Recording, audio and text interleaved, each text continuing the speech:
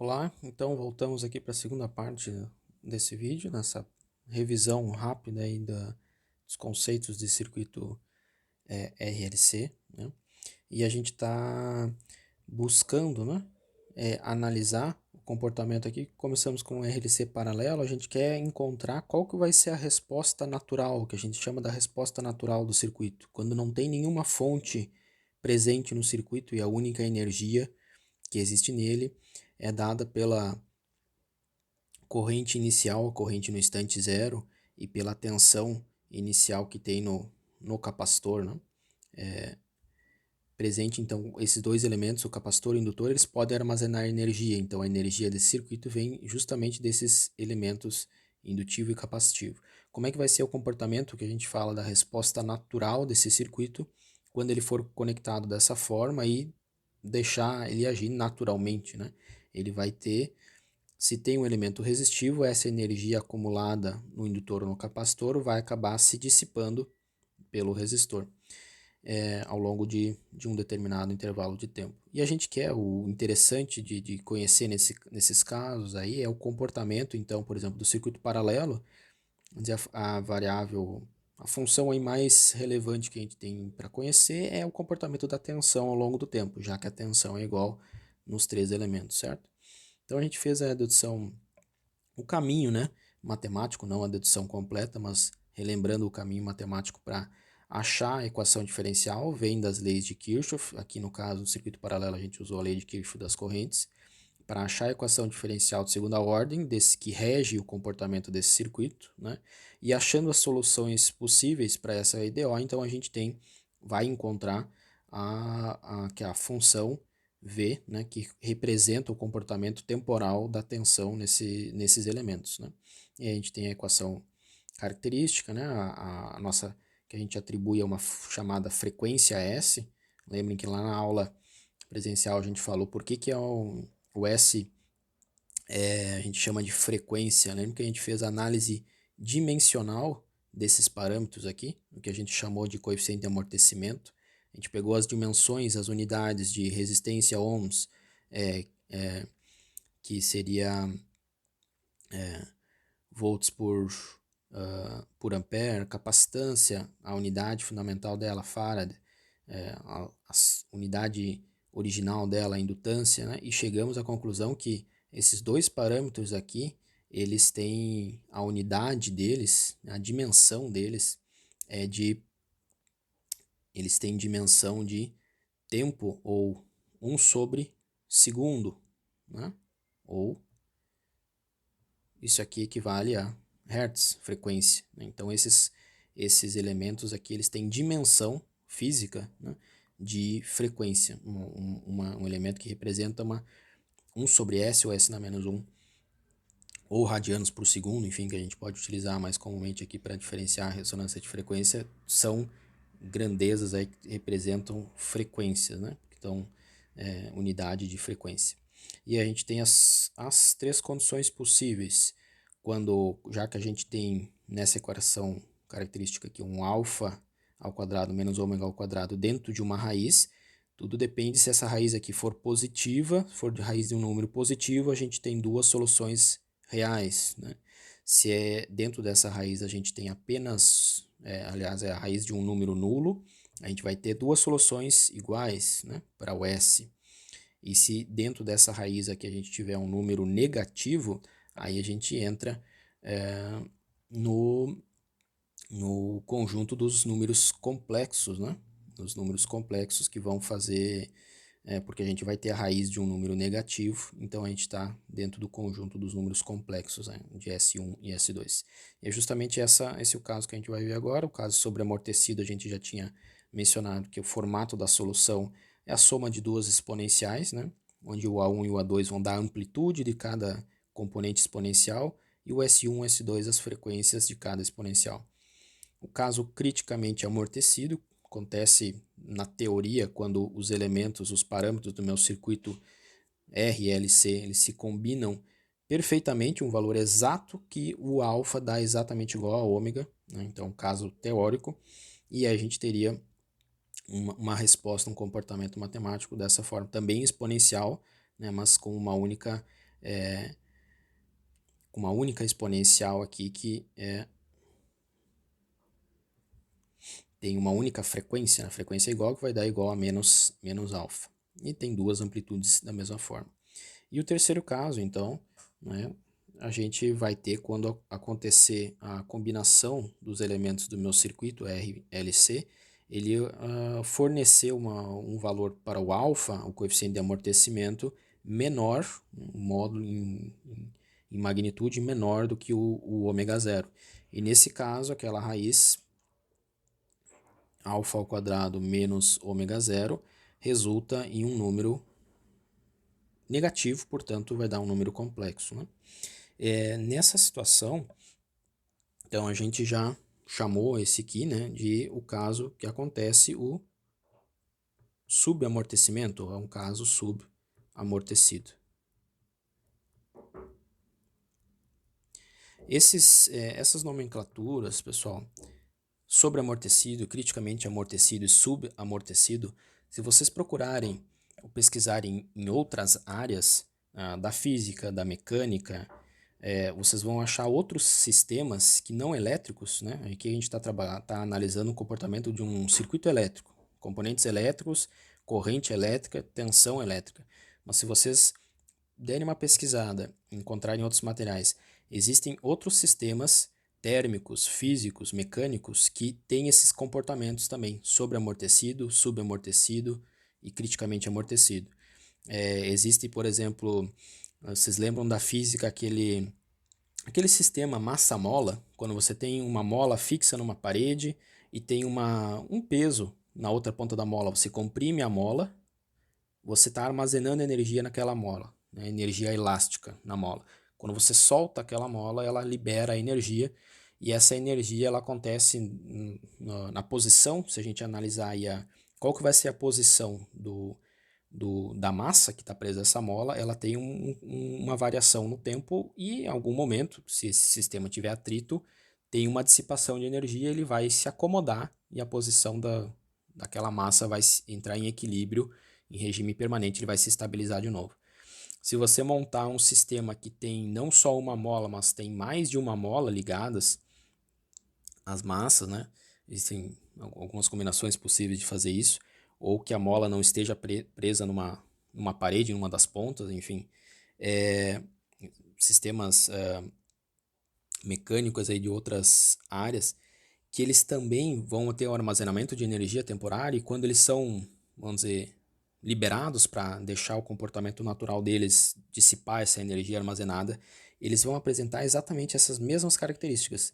Então a gente pode, né, nesses outros sistemas físicos, não elétricos, vejam que interessante isso, a posição, por exemplo, de um objeto, nesse caso o sistema massa-mola, eles podem ter o mesmo comportamento, a mesma forma, né, de se comportar do que essa solução matemática que a gente está achando aqui para os circuitos elétricos, para tensão, por exemplo, nos elementos, né? Então fica, vamos dizer, como um adendo aí que na natureza a gente encontra outros sistemas, né? Não é só o caso do circuito elétrico aqui RLC que se comporta tem esses comportamentos sobreamortecido, subcriticamente amortecido, existem outros sistemas não elétricos, né, mecânicos, que também apresentam esses comportamentos, beleza? A particularidade aqui do caso subamortecido, ele acontece quando a gente tem a combinação dos elementos e o alfa é menor que ômega zero, certo? Então, se a gente tentar a solução padrão lá, do caso sobreamortecido, A1, A1 e elevado na S1 mais o A2 e elevado na S2, né? Só que levando em consideração o quê? Que o S1 ele vai ser menos alfa mais raiz de alfa ao quadrado menos ômega ao quadrado, e o S2 menos alfa menos raiz de alfa ao quadrado menos ômega ao quadrado, certo? Até aí tudo bem, essa solução aqui ela ainda é válida, né? Para essa equação, a gente vai ter dois S's, S1 e S2, porém, né, com condição aqui que a gente sabe que esse alfa ao quadrado menos ômega ao quadrado vai resultar um número negativo, certo? A gente sabe que aqui o S1 e o S2 vão dar números complexos. Então, a gente pode reescrever esse S1 aqui dessa seguinte forma. Eu vou isolar o menos 1 aqui para que o alfa ao quadrado menos ômega ao quadrado, ou melhor dizendo, o ômega ao quadrado, o valor de ômega ao quadrado menos alfa ao quadrado, que aí eu estou invertendo os termos, né? Isolando menos 1, porque eu já sei que agora esse valor aqui, ômega ao quadrado menos alfa ao quadrado, ele vai dar positivo, certo? Estou simplesmente reescrevendo isso aqui dessa forma. Um tratamento, inverti aqui, ó, ômega zero ao quadrado menos alfa ao quadrado e menos 1 aqui na frente. Se eu multiplicar o menos 1 aqui dentro desse parênteses, eu vou voltar a ter essa escrita aqui, certo? Então, só uma manipulação matemática aqui, algébrica, né? Para reescrever isso aqui de outra forma. Então, se eu tiver esse menos 1 aqui, eu sei que dentro da raiz, dois termos ali que estão se multiplicando dentro da raiz, eu posso fazer a raiz quadrada deles em separado, né? Então, eu posso fazer a raiz de menos 1 vezes a raiz daquele outro termo lá, ômega zero ao quadrado menos alfa ao quadrado, né? Por que essa manipulação é feita? Porque agora eu sei que isso aqui, ômega zero ao quadrado menos alfa ao quadrado, ele é positivo, ele é maior que zero. Então, essa raiz aqui, ela vai dar um número real. Mais fácil da gente manipular essa equação, né? E raiz na menos 1 é o nosso número, a nossa variável imaginária aí, que a gente utiliza em análise de circuitos, aí na engenharia em geral, né? O J, para se referir ao... De novo, para não confundir lá com o I de corrente, né? Nas nossas análises, beleza? Então, a nossa solução fica com S1, né? Menos alfa. Agora, eu posso ter mais J raiz de ômega ao quadrado menos alfa ao quadrado.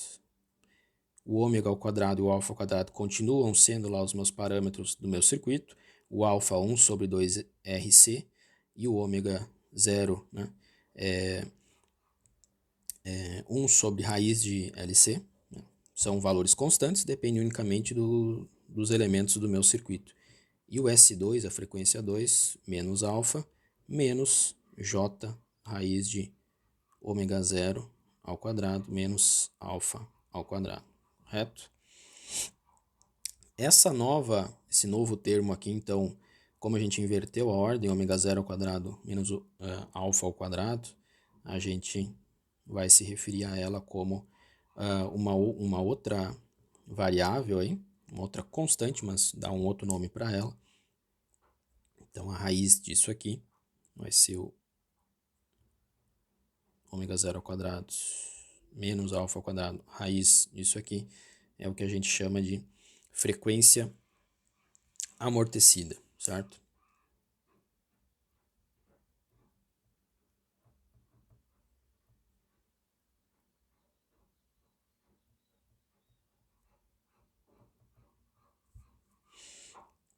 Então, agora, essa nossa solução aqui, ela é válida, certo? Para a EDO de segunda ordem do circuito paralelo, RLC. Porém, as variáveis S1, as frequências S1 e S2, elas têm esta característica aqui, né? Porque elas têm um número complexo aí, elas são um número complexo. Eu tenho uma parte real, que é o menos alfa, e uma parte imaginária, que é o mais J, que é a parte imaginária dessa frequência aqui, é essa raiz de ômega 0 ao quadrado, ou a nossa ômega D, frequência de amortecimento, né? Então, eu posso, por exemplo, só o S1 ali, eu posso reescrever esse novo termo que a gente chamou de frequência de amortecimento como menos alfa mais J ômega D, certo? Então, alfa, coeficiente de amortecimento exponencial, é o valor real da minha frequência S1, e o ômega D, a frequência de amortecimento, é o valor imaginário da minha frequência S1, certo? Fisicamente, isso é difícil da gente tentar entender um sentido físico de uma frequência imaginária, né? Mas em aula presencial também a gente fez, e aqui para não deixar de novo a revisão muito ampla, lembra que a gente fez a análise de aplicando aqui a transformada de Euler na nossa solução. Se a gente substituir esse S na nossa solução, suposta solução lá, a gente vai chegar em algo do tipo, fazendo algum trabalho algébrico ali, de a solução ela vai ser, depende só de uma exponencial, e elevado na menos alfa t, uma exponencial real, né, só com o valor real, e aqui mais um conjunto de 1 a 1 vezes a exponencial de j ômega d vezes tempo, mais 1 a 2 vezes e na menos j ômega d de t, certo? Essa dedução até chegar aqui a gente fez em aula, substituindo o S1 e o S2 com essa característica aqui, nessa solução aqui. Substituir o S1 e o S2 aqui, né? Então a gente consegue escrever ou reescrever aquela solução desta forma, ok? E aí que vem a identidade, que a gente chama de identidade de Euler, né?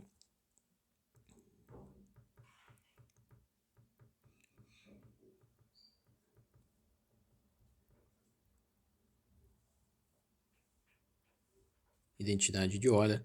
A gente consegue substituir essas exponenciais aqui, que tem um termo imaginário, né? Como e na j de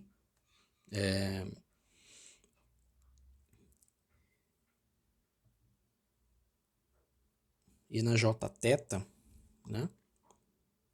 Imaginando que esse θ aqui é um ângulo nesse caso, mas é um valor em radianos, né? Por isso que, olha só, o ômega lá a gente costuma representar em radianos por segundo, né? Porque a identidade de Euler aqui, esse θ ele é dado como um ângulo, então radianos, né? Então, um E elevado na j θ, ele pode ser escrito usando a identidade de Euler como uma somatória, uma combinação de senos e cossenos. Então, tem o cosseno de θ mais um j seno de θ.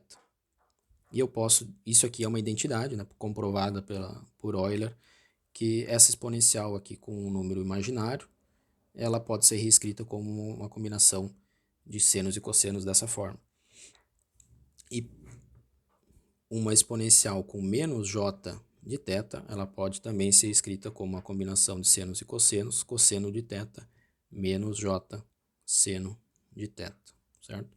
Então a gente pode utilizar esse artifício da identidade de Euler para substituir essas exponenciais aqui, que tem e elevado na j e elevado na menos j, por senos e cossenos, né? Então, que é mais fácil, muito mais fácil da gente compreender o comportamento físico de um seno e cosseno do que uma exponencial elevado na j, certo? Então, fazendo essa substituição utilizando essas identidades aqui, certo? Substituindo essas expressões aqui na nossa solução, a gente pode obter aí sim a solução V de t, né, como uma exponencial de menos alfa na t. Agora tem lá um termo A1, e esse A1 ele vai ser multiplicado por um cosseno de ômega d de t, mais um j seno de ômega d de t, ok? E a segunda parte, a gente vai ter um A2, um cosseno de ômega d de t, menos j seno ômega d de t, ok? Então a nossa solução no tempo, né, para tensão no tempo, fica com este formato. E aí, trabalhando essa equação aqui em mais alguns passos, a gente consegue simplificar ela de uma forma que elimine esse termo, ele acaba, né, esse artifício matemático, que é o número complexo raiz de menos um, que não tem sentido no mundo físico, né, ele acaba, no meio desse trabalho matemático aqui, ele acaba sendo eliminado, e aí a gente consegue, então, trabalhar com uma equação que faz sentido para a gente, o sentido físico, né? Então a gente chega numa expressão que é potencial no tempo, comportamento dele temporal, é uma exponencial e na menos alfa de t. E agora, essa exponencial, né, ela dá a característica de amortecimento para o circuito. Então eu tenho aqui uma exponencial negativa de um valor real, que o expoente, a potência dessa exponencial aqui, ela é um valor positivo, né? Porque o alfa é positivo, alfa é 1 sobre 2RC, é um parâmetro, um valor positivo, mas o sinal negativo me mostra que ela vai ter um amortecimento, que ela vai tender assintoticamente para zero, né? Quando o tempo é muito longo, essa exponencial, essa componente aqui, ela tende a zero. Isso mostra o comportamento amortecido daquele circuito. Em algum momento, a gente espera que a tensão naqueles elementos, a energia que tem acumulada no indutor, no capacitor, ela se dissipe completamente. Então, se não tem mais energia no sistema, no circuito, se ela já foi toda dissipada no resistor, então, que é o potencial, a tensão sobre os elementos, seja nulo, né? Seja igual a zero. Então essa dá a característica de amortecimento do meu circuito, essa exponencial, mas ela é multiplicada daí por um termo oscilatório, uma componente oscilatória que vai depender da combinação. Aí a gente tem uma amplitude, B1 é uma constante, B1 então é um parâmetro constante, e ela multiplica um cosseno de ômega d de t. Então a frequência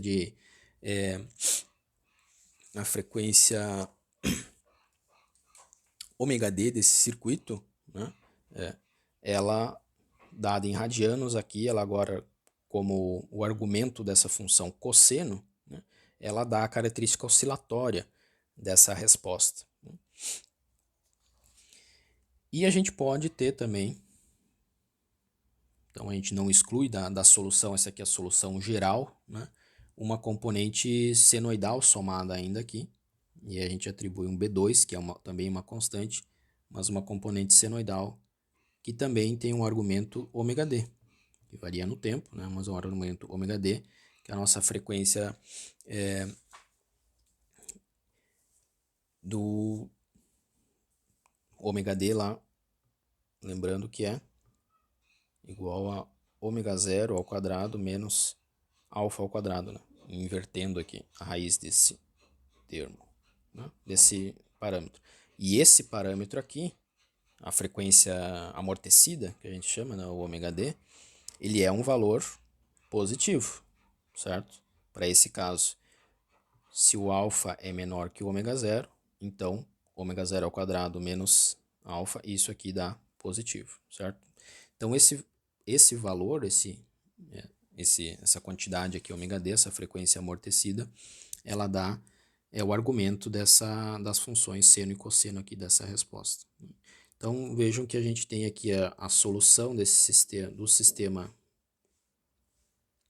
criticamente amortecido, do circuito RLC paralelo, né? Ela tem a componente exponencial ainda, que vai dar o amortecimento. Em algum momento essa função tem que tender a zero, porque não tem energia infinita no circuito. Pelo contrário, a energia inicial é finita, é a energia que está acumulada no capacitor indutor. Então, quando esse tempo aqui ele vai aumentando, essa exponencial em algum momento ela vai ter que tender assintoticamente para zero, né? O que confere a característica de amortecimento. A gente espera, né, que essa tensão chegue a zero em algum momento, para todos os casos, não? O sobreamortecido, o crítico e o subamortecido também. Mas a particularidade, a peculiaridade do caso subamortecido é que ela tem esse comportamento oscilatório, porque ela tem componente senoidal, né, e cossenoidal aqui. Então ela vai dar uma característica oscilatória da resposta daquele circuito. Então vejam bem, lembrem que a gente plotou alguns gráficos, eu vou botar em anexo à aula, né, a imagem de alguns gráficos que a gente plotou, a gente pode ter um circuito inicial, um RLC. Eu tenho um valor de indutância L, um valor de capacitância, e vamos imaginar que eles continuam fixos e tenho uma tensão inicial e uma corrente inicial no indutor, uma tensão inicial no capacitor. Então eu tenho uma energia inicialmente armazenada nesses elementos. Quando a gente coloca um valor de resistência, a gente vai ter um valor de alfa, um valor de ômega zero e vai cair dentro de um dos três casos. A gente pode escolher o valor da resistência para que caia no caso sobre amortecido. Então ele vai ter um comportamento sobre amortecido. Se eu alterar só o resistor, né, teoricamente, se eu ajustar o resistor para um valor exato, eu consigo, teoricamente, cair no caso em que alfa é igual a ômega zero e aí a resposta seria criticamente amortecida. E se eu de novo trocar o resistor, ajustar o resistor mantendo o mesmo indutor e o mesmo capacitor, a gente pode cair para os mesmos elementos LC, no caso subamortecido. E aí a resposta à tensão ela também vai amortecer, vai cair a zero, mas antes disso ela vai passar por um período de oscilação, né?